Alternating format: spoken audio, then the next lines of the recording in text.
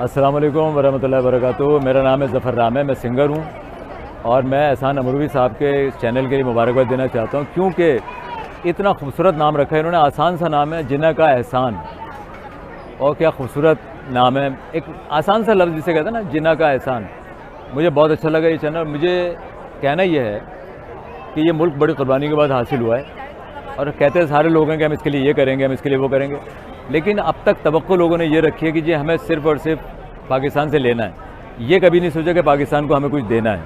हम इंडिविजुअली भी सोचना है कि इस बात को सोचें कि नहीं यार, हमें पाकिस्तान को लेकर चलना है, हमें इसकी खिदमत करनी है। और अपने घर से शुरू करें आप, मैं ये समझता हूँ अपने घर से शुरू करें, अपने महल्ले से शुरू करें, अपने रिश्तेदारों से शुरू करें, अपने दोस्तों से शुरू करें। तो मैं ये समझता हूँ कि हम इज्तिमाई तौर पर बन जाएंगे, इज्तिमा बन जाएगा। लेकिन हम तवक्को हमेशा ये रखते हैं कि नहीं जी हमें पाकिस्तान कुछ दे। तो मैं एक सिंगर हूँ, लेकिन मैं एक बात बताऊँ आपको, मेरी सोच हमेशा ये रही है कि नहीं, हम खिदमत करें या ना करें, लेकिन हमें पाकिस्तान का नाम नीचे नहीं आने देना।